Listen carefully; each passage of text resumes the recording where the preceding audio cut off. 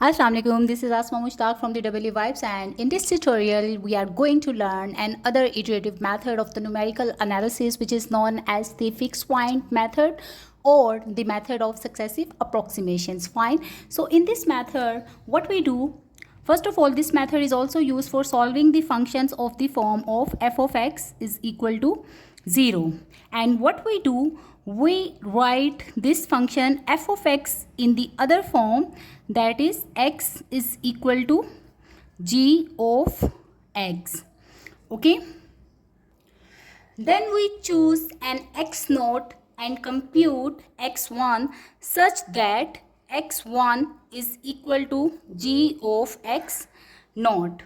Then after evaluating x1, we will perform the second iteration and we will find the value of x2, which will be equal to g of x1. Alright, in this way we continue until we find the n plus 1th value of x from g of x of n. Alright, where n is equal to 0, 1, 2 up to so on. Okay, then the solution of this equation is called the fixed point of g, motivating the name of this method. Alright, and this will be the solution of f of x is equal to 0, and we may get several different forms of x is equal to g of x from the function f of x is equal to 0. Okay, the behavior of the corresponding iterative sequences x0, x1 may differ, in particular with respect to the speed of the convergence. Indeed, some of them may not converge at all, and we will see the same thing happening for a particular example for this function f of x is equal to x square minus 3x plus 1. So assuming that f of x is equal to this, we will find the first form of g1 of x, which can be obtained by keeping x on one side while shifting the rest of the function terms on the other sides, calling it g of x. Okay, so if x square minus 3x plus 1 is equal to 0, what I can do, I can take minus 3x on the right hand side, leaving behind 1 plus x square is equal to 3x, and then in order to find the value of x, what I can do, I can divide this whole equation by 3, thus getting x is equal to 1 plus x square divided by 3. So this is my first function form, and let me call it g1 of x. Now in the fixed point method, what I am having right now, this is the first form of the equation g1 of x, which is equal to 1 over 3 into 1 plus x square. Now we have to choose some initial guess for this particular function. Fine, let me call it x naught, and assuming that x naught is equal to 1, and what I will do, I will evaluate x1 from it by substituting its value in g1 of x naught, which will be equal to 1 plus 1 square divided by 3. So when you will simplify it, you will get it's equal to 2 by 3, and on further simplification you will get the value of x1 equal to 0.667. I'll keep my calculations up to 3 decimal places. Okay, so this is x1. Similarly, I can compute x2, which will be equal to 1 plus 0.667 square whole divided by 3, and this will give me the value of x2, which is equal to 0.481. Now x3 will come out to be equal to 0.411, and let's perform the calculations till the fourth iteration, thus giving x4 is equal to 0.390. Alright, one thing that I need to mention over here, for this particular function, since this is some quadratic function, so that's why I know the value of its root, which is equal to x is equal to 1.5 plus minus under root 1.25, and from here you can get x is equal to 2.618 or x is equal to 0.3819. So these are the original values of x that can be found using the quadratic equation solution. Okay, now if you compare your approximations with the actual roots, you can clearly see that you are actually converging to the lower value of the root. Fine. So this is the one of the answers of the actual roots of the equation. We have determined or approximated the value of the lower value of the root because of the initial guess that I had chosen, which was equal to 1 in this case. Now assuming that if I choose x naught or my initial guess equal to be 3, then what will happen? Then x1 will be equal to 1 plus 3 square divided by 3. This will give me the value of x1 equal to 3.333. Similarly, x2 will be equal to 4.037. x3 will be equal to 5.766. And x4 will come out to be 11.415. Okay, and here you can clearly see that we are actually diverging or moving away from the actual solution because this value doesn't match with any of these values.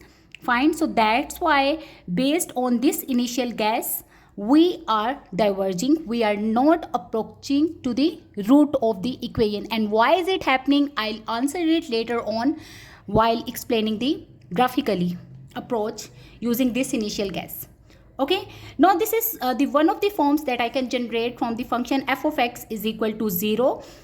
Let's assume that what I do now, given that x square minus 3x plus 1 is equal to 0, let's generate the g2 of x, and we can do this by dividing this whole equation with x.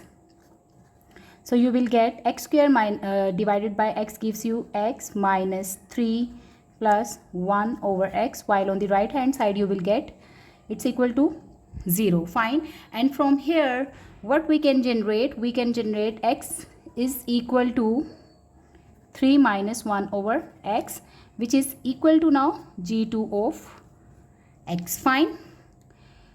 So basically g2 of x is equal to 3 minus 1 over x. Assuming that our initial guess x naught is equal to 1. Fine. So when you will substitute x naught is equal to 1 in this equation, g2 of x naught, this will give you x1, which is equal to 3 minus 1 over 1 in this case, and this becomes 2. Fine. Now x2 can be generated by substituting the value of x1 is equal to 2. So 3 minus 1 over 2 will give me 3 minus 0.5, which is equal to 2.5. So x2 is equal to 2.5. Continuing like that, you will get x3 is equal to 2.60 and x4 becomes 2.615. All right. So here we can see that we have approached to the largest value of the actual root, which was equal to 2.618.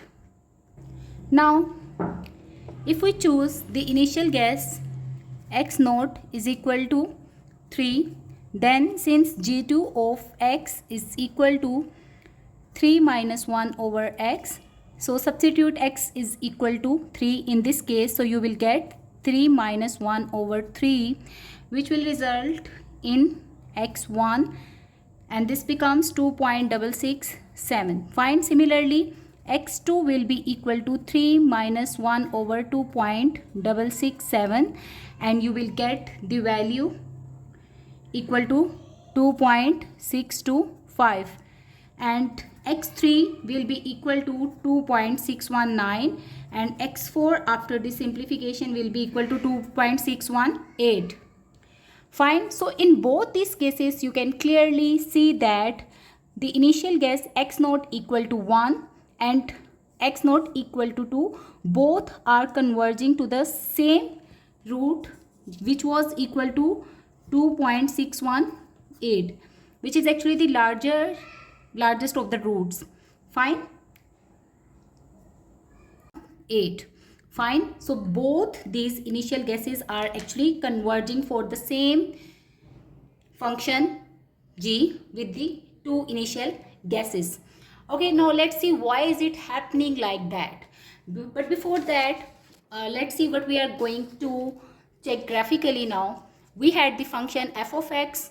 We formed g1 of x from it, and with the initial guess x naught is equal to 1, we converge to the smallest value of the root, but with the initial guess x naught is equal to 3, we start diverging. Fine. Then we formed an other function g2 of x, and with the initial guess x naught equal to 1 or x naught is equal to 3, we converge to the highest value of the root. Now what I have done, I have the graph for both functions g1 of x and g2 of x over here. Then I have drawn a line which actually gives me this straight line is actually equal to y is equal to x. Okay, and you can clearly see over here we have both functions plot, and these intersecting points are actually the roots or the solution of our original function. And clearly you can see we are having two roots. It means two cutting points or intersecting points, so that's why two roots are available. This is equal to 0.3819 and this is equal to 2.618. Fine. Now this is the first form g1 of x, and this is x naught equal to 1. So this is x naught equal to 1 is the value of x. What we do, we substituted this value into g of x by drawing the perpendicular on the g of x. Then whatever the value of g of x is generated using this initial guess, x naught is assigned to find the new value of x1. Then this value was substituted in gx again, and in this way you can see we are actually reaching or approaching to the root of this equation. Fine. And if we start with x naught equal to 3 somewhere over here, this is x naught equal to 3, and we substituted this value into g of x. Sorry, x naught equal to 3 somewhere over here. Fine. So we substituted this value into g of x. This is g of x, and then we assign this value to x, and you can clearly see we actually start diverging or moving away from the root. Fine. So this is the value of x is equal to 3, which is assigned to the function, and then you can see we are moving away from the intersecting point. So that's why for g1 of x, x naught equal to 3 initial guess doesn't work. Okay. Now looking at this graph, you can clearly see if we choose x naught